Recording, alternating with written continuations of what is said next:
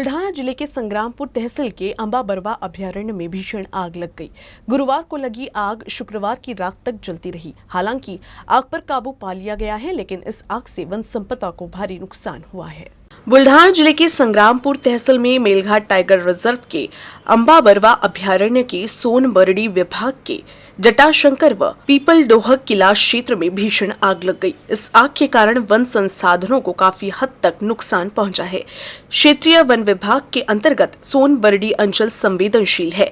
इस इलाके में लगातार आग लगने की घटनाएं होती रहती है। आग लगने की जानकारी वन विभाग को मिलते ही विभाग की टीम मौके पर पहुंची। वन विभाग के अथक प्रयास के बाद आग पर काबू पा लिया गया। हालांकि आग लगने के कारणों का पता लगाने के लिए वन्य जीव विभाग द्वारा तलाशी अभियान चलाया जा रहा है। आग पर काबू पाने के लिए एक एसीएफ, 2 आरएफओ, 10 वन रक्षक सहित 40 वन्य कर्मियों का अभयारण्य में जमे थे। हालांकि ब्लोअर मशीनों से आग पर काबू पा लिया गया, लेकिन आग की लपटें और धुआं दूर से ही देखा जा सकता था। अकोला शहर में भी सेवानिवृत्ति सिविल इंजीनियरिंग सहायक संघ ने क्षेत्रीय लोक निर्माण विभाग एवं कार्य समिति के सहयोग से अपनी विभिन्न मांगों को लेकर महापारेषण कार्यालय परिसर में मौन अर्धनग्न धरना दिया। सेवानिवृत्त इंजीनियरिंग सहायकों ने अकोला शहर में क्षेत्रीय लोक निर्माण विभाग एवं कार्य समिति के सहयोग से महापारेषण कार्यालय के समक्ष अर्धनग्न धरना दिया। महाराष्ट्र सिविल सेवा वेतन नियमानुसार किया जाए, सभी 13 संवर्गों के पद का नाम बदलकर समकक्ष सिविल इंजीनियरिंग सहायक पद में शामिल किया जाए और उसी के अनुसार वेतन निर्धारित किया जाए सहित विभिन्न मांगों को लेकर आंदोलन किया गया। इस मौके पर बुल्ढाना वाशिम अकोला के कर्मचारी सहित ग्रामीण सेवा के सेवानिवृत्त सिविल इंजीनियरिंग सहायक कर्मचारी मौजूद रहे। अधिकाऱ्यांनी पत्र देऊनही अधिकाऱ्यांनी कारवाई केली नाही। त्यामध्ये मागण्या अशा आहेत आमच्या की 1/1/89ला स्थापत्य अभियांत्रिकी सहायक पदावर समाविष्ट करणे, त्याच्यानंतर 1/10/94ला कनिष्ठ ही वेतन श्रेणी देणे, 1/10/2006ला उपअभियंता ही श्रेणी देणे आणि त्यानंतर 1/1/2006 ते 31/3/2010 या कालावधीत काल्पनिक वेतन निश्चिती केलेली आहे, त्याचे फरक रोखीने देणे यासाठी आमचं उपोषण यांनी कारवाई केली नाही। त्यामुळे आम्ही प्रशासकीय कामाचा निषेध म्हणून आम्ही मूक उपोषण नाही। अकोला शहर में जिला परिषद की आम सभा का आयोजन किया गया। इस दौरान शिवसेना के सदस्यों ने संकल्प शर्तों के साथ जलापूर्ति योजना की स्वीकृति का पुरजोर विरोध किया। इस मुद्दे पर सत्ताधारी वंचित बहुजन आघाड़ी और शिवसेना के सदस्य आपस में भिड़ गए। हंगामे के कारण बैठक स्थगित कर दी गई। जिला परिषद सभा कक्ष में आयोजित बैठक में योजना के रखरखाव व मरम्मत के लिए प्रशासन अनुदान प्रदान करे, ऐसी शर्तें बताते हुए प्रस्ताव पारित किया गया। महाराष्ट्र लाइव अथॉरिटी ने ग्रामीण जल आपूर्ति विभाग को पत्र लिखकर बिना शर्त समाधान की मांग की थी। इसी के अनुसार शुक्रवार को हुई आम सभा में जलापूर्ति को लेकर 12 प्रस्ताव पेश किए गए। इनमें से कोई भी प्रस्ताव पारित नहीं हो सका, चूँकि जलापूर्ति योजना को लेकर संकल्प 1 साल पहले बैठक में लिया गया था। आज फिर क्यों? ऐसा प्रश्न वंचितों के नेता ने पूछा था। बिना एनओसी दिए काम क्यों शुरू किया, ऐसा सवाल भी उठा। उन्होंने कहा कि हमारा विरोध योजना के खिलाफ नहीं है, लेकिन पानी सबको मिलना चाहिए। जलापूर्ति योजना के प्रस्ताव पर चर्चा के दौरान कांग्रेस और शिवसेना के सदस्य आक्रामक हो गए थे। इस वजह से हुए हंगामे की वजह से बैठक स्थगित कर दी गई। बहुजन मुक्ति पार्टी ने बजट दहन आंदोलन चलाया गया। बहुजन मुक्ति पार्टी ने कलेक्टर के सामने धरना प्रदर्शन किया। प्रदर्शनकारियों ने आरोप लगाया कि केंद्र सरकार द्वारा बजट में भारतीयों को धोखा दिया जा रहा है। इस दौरान प्रदर्शनकारियों द्वारा कलेक्टर को ज्ञापन सौंपा गया। बहुजन मुक्ति पार्टी ने आरोप लगाया है कि इस साल का बजट पिछले साल पेश बजट से कम है। बहुजन मुक्ति पार्टी के दावे के मुताबिक पिछले साल के बजट में शिक्षा के लिए 2.64% और इस साल के बजट में 2.51% का आवंटन किया गया है। पिछले साल 2.20% और इस साल स्वास्थ्य के लिए 1.98%, कृषि के लिए 2.84% और इस साल 2.0%, पिछले साल 5.81% और इस साल ग्रामीण विकास के लिए 5.29% है। पिछले साल प्रधानमंत्री पीक बीमा योजना के लिए 15,500 रुपए का प्रावधान था। हालांकि इस साल ये प्रावधान 13,635 करोड़ करोड़ है। पिछले साल के बजट में मनरेगा के तहत 73,000 करोड़ का प्रावधान था, लेकिन इस साल ये प्रावधान 60,000 करोड़ है। पिछले साल प्रधानमंत्री सम्मान योजना के लिए 68,000 करोड़ का प्रावधान था, लेकिन इस साल बजट में 60,000 करोड़ का प्रावधान किया हुआ है। बहुजन पार्टी ने आरोप लगाया है कि केंद्र सरकार ने किसानों, खेत मजदूरों, महिलाओं और बेरोजगार श्रमिकों को धोखा दिया है और उन्हें उनके संवैधानिक अधिकारों से वंचित किया गया है। जय मूलवासी साथीहो, बहुजन मुक्ती पार्टी महाराष्ट्र राज्य यांनी राज्यव्यापी बजेट जलाव आंदोलन हे आम्ही बहुजन मुक्ती पार्टीने आवाहन केलं आहे। आम्ही बजेट का जाळणार, तर यासाठी शेतकरी, कष्टकरी, कामगार, महिला, युवा, रोजगार आणि समस्त बहुजन सरकार विरोधात हे बजेट निर्मला सीतारामन यांनी तयार केलेलं आहे।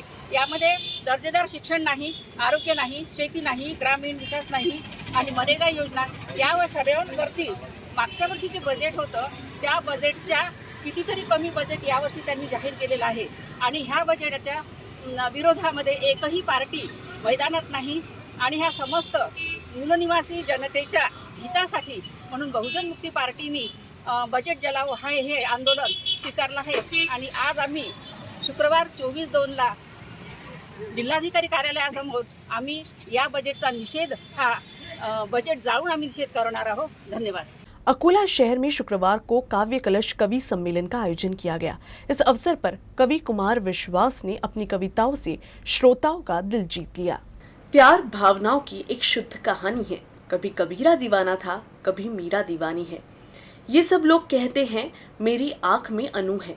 तुम समझते हो वो यहाँ है, न समझे ये पानी है। कवि डॉक्टर कुमार विश्वास ने इस कविता को प्रस्तुत कर श्रोताओं का दिल जीत लिया। उन्होंने अपने काव्य कलश से सामाजिक वैमनस्य पर प्रहार करते हुए विभिन्न काव्य के विविध पक्षों को बयां किया है। दी तक्षनगत मल्टीपर्पज वेलफेयर सोसाइटी की ओर से शुक्रवार को काव्य कलश कवि सम्मेलन का आयोजन किया गया। कार्यक्रम के प्रारंभ में डॉक्टर कुमार विश्वास ने श्री राजेश्वर को नमन किया और मराठी में कसका बरना से संबोधित किया। अध्यक्ष सुगत वाघमारे ने डॉक्टर कुमार विश्वास को दीक्षा प्रमाण पत्र भेंट कर सम्मानित किया। डॉक्टर कुमार विश्वास के साथी कवि सुदीप भोला, कविता तिवारी, रमेश मुस्कान, कुशल कुशवाहा ने भी वीर कविताएं प्रस्तुत कर प्रशंसकों का दिल जीत लिया। मैं आपके भरोसे आ गया हूँ। अगले 10-12 मिनट 3-4 मुक्तक सुना के विराम दूंगा।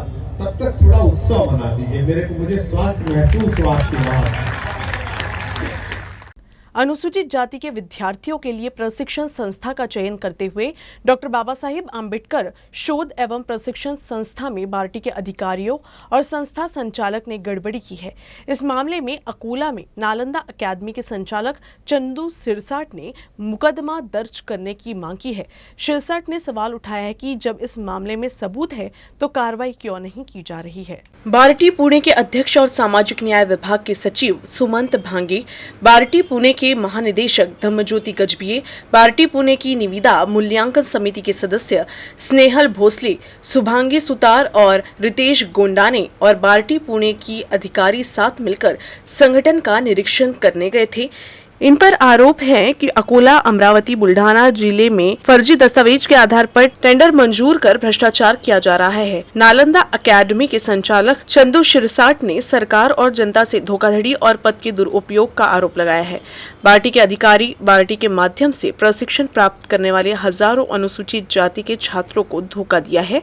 अनुसूचित जाति समूह के बीच सरकार विरोधी भावना पैदा करने और अकोला, अमरावती और बुल्ढाना में 3 संस्थानों को अंक बढ़ाकर और उन्हें योग्य बनाने की साजिश रचने में शामिल होने का आरोप है। बार्टीच्या संदर्भात माननीय धम्मज्योती गजभिये आणि समाज कल्याण सचिव सुमंत भांगे यांनी त्या प्रकरणामध्ये संबंधित जे संस्था आहेत कुटेच्या, अकोला, बुलढाणा आणि अमरावती यांच्यावर कोणत्याही प्रकारची कारवाई केलेली नाही आहे। नागपूर हायकोर्टानं हा जो निकाल आहे हा निकाल आमच्या बाजूने लावलेला आहे आणि ते संस्था फ्रॉड आहेत असून सुद्धा यांनी कोणत्याही प्रकारची कारवाई केली नाही। त्यामध्ये भांगे साहेब आणि धम्मज्योती गजभिये सहभागी झालेले आहेत। त्याचप्रमाणे जी गुन्हांकन करणारी समिती आहे ती सुद्धा त्यामध्ये इन्व्हॉल्व झालेली आहे। तरी मी अकोल्यामध्ये खदान पोलीस स्टेशनला त्यांच्यावर फौजदारी गुन्हे दाखल व्हावे याकरता तक्रार केलेली आहे।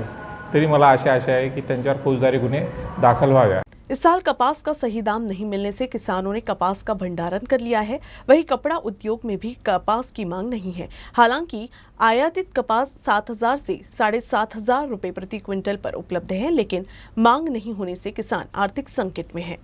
बुल्ढाना जिले के खामगांव में जो कभी देश का सबसे बड़ा कपास उद्योग था, हालांकि अब किसान सफेद सोना को लेकर रो रही हैं।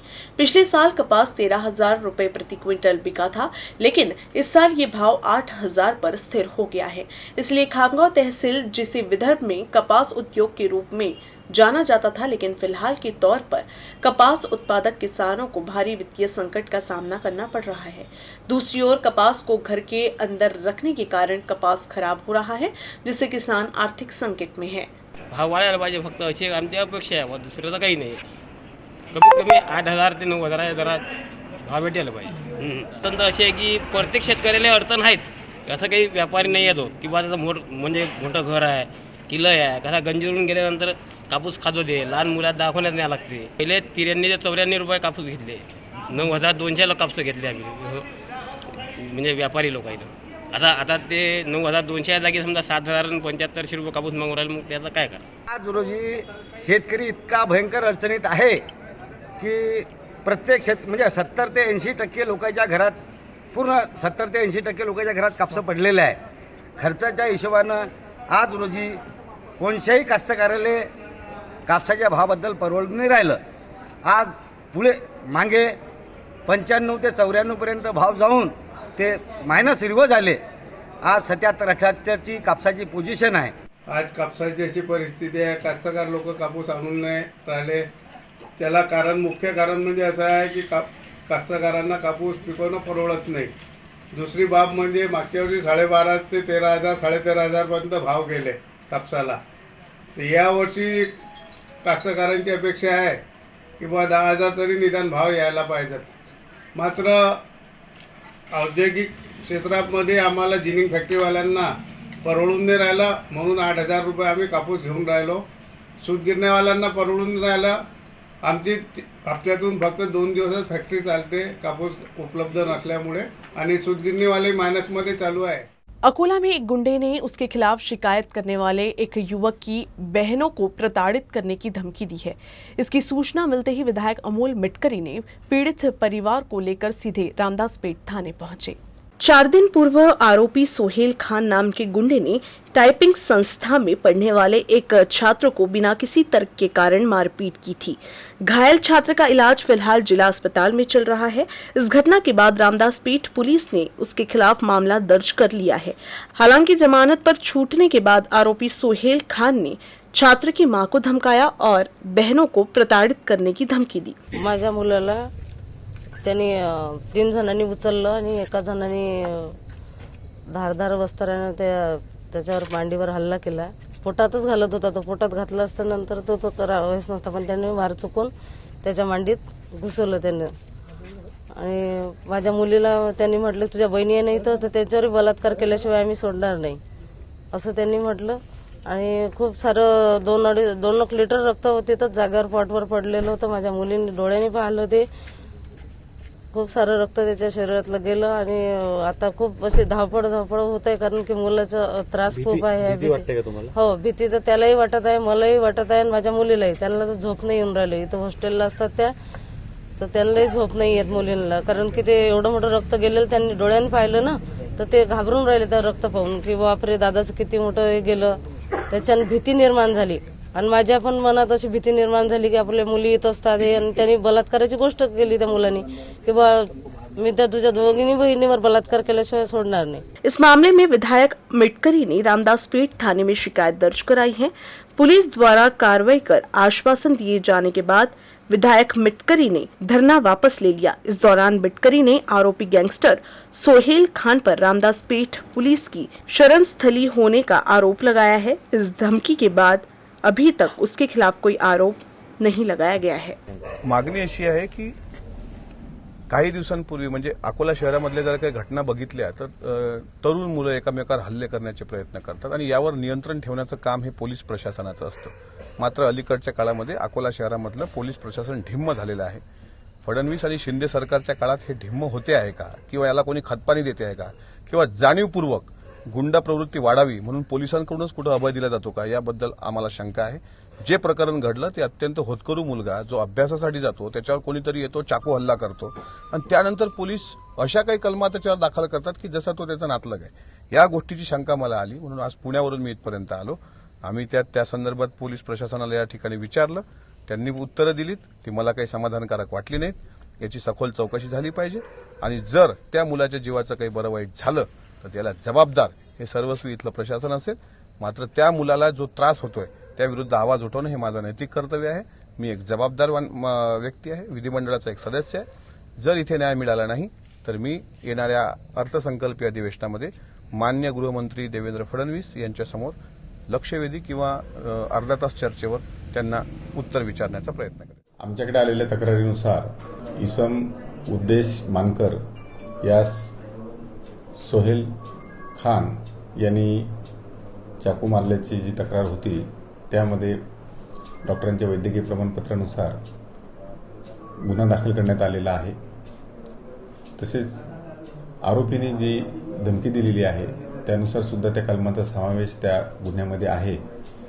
यानंतर संपूर्ण कुटुंबाच्या सुरक्षिततेच्या हेतूने या कुटुंबाचे सदस्य आमच्या हद्दीमध्ये राहत आहेत त्यांना सुद्धा आम्ही सुरक्षिततेच्या भावनेतून आम्ही स्वतःचा वैयक्तिक नंबर डायल 112 या नंबर त्यांना देण्यात आलेले आहेत आणि सुरक्षित दृष्टीने त्यांना केव्हाही गरज पडल्यास संपर्क करण्याबाबत आम्ही सतर्क आहोत आणि त्यांच्या कुटुंबाची निश्चितच काळजी घेण्यात येईल. संत गाडगे बाबा अमरावती विश्वविद्यालय परिसर के जंगल में शनिवार को भीषण आग लग गई।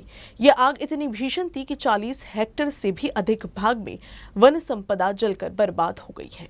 संत गाडगे बाबा अमरावती विश्वविद्यालय के वन क्षेत्र में शनिवार को भीषण आग लग गई। आग कैसे लगी ये तो नहीं पता, लेकिन आग काफी तेजी से आसपास के पेड़ पौधों तक फैल गई। इस आग में 40 हेक्टेयर से अधिक क्षेत्र जलकर खाक हो गया। इस भीषण आग पर काबू पाने के लिए घंटों मशक्कत करनी पड़ी। इस आग में विश्वविद्यालय परिसर और कई औषधीय पौधे भी जल गए हैं। विश्वविद्यालय के कर्मचारी और छात्र आग बुझाने की पूरी कोशिश किए। बाद में दमकल की 5 गाड़ियां विश्वविद्यालय परिसर में लगी आग को बुझाने की कोशिश की।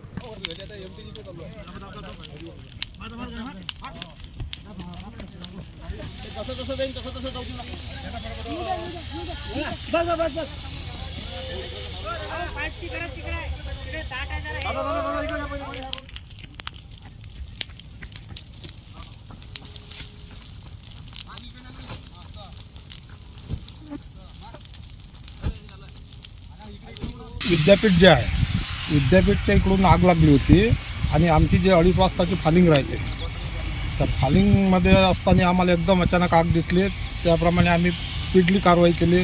अग्निशामकवाल्यांना बोलावलं, 5 गाड्या आल्या अग्निशामकच्या आणि आमचे QRT आपत्ती व्यवस्थापन आणि आमची रिझर्व्ह कंपनी एकदम आटोक्यात आग आणून राहिलो आम्ही ते, पण हवा असल्याच्यानं ते आग एकदम आटोक्यात नाही येऊन राहिली। तर प्रयत्न केले आता म्हणजे एकदम संपल्यासारखीच आहे। आता हे कमीत कमी आता 20-25 एकरमध्ये टेकडी आहे, टेकडीवर आग लागली आणि चारही दिशानं ते हवा असल्याच्यानं चारही दिशानं फैलली। तर आमची रिझर्व्ह कंपनी आमचे साहेब वगैरे आले, त्याच्यानं एकदम म्हणजे आम्ही ते आटोक्यात आणली।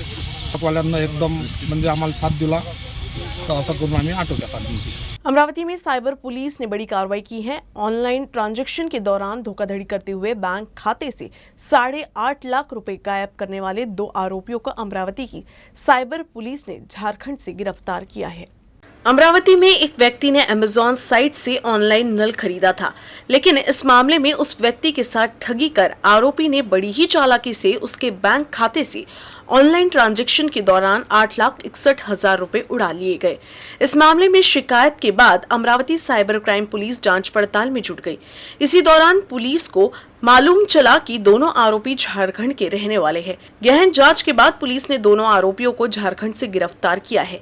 यह अंतर्राज्यीय गिरोह की तरह अलग अलग जगह से लोगों के बैंक खाते से पैसे गायब करते थे। इन आरोपियों के खिलाफ 8 राज्यों में साइबर अपराध के 18 मामले दर्ज है। गिरफ्तार दोनों आरोपी वांछित है और विभिन्न साइबर अपराध दर्ज होने के बावजूद फरार चल रही थी। पुलिस ने बताया कि साइबर अपराध के सिलसिले में कई लोगों से ठगी हुई है, इसीलिए लोगों से सावधानी पूर्वक ऑनलाइन ट्रांजैक्शन की सलाह दी जा रही है। फिलहाल इन आरोपियों को 3 दिन की पुलिस हिरासत में भेज दिया गया है।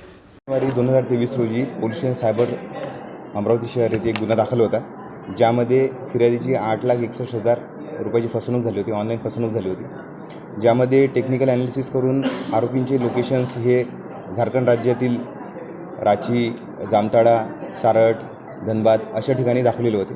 त्या अनुषंगाने आम्ही एक टीम तयार केली.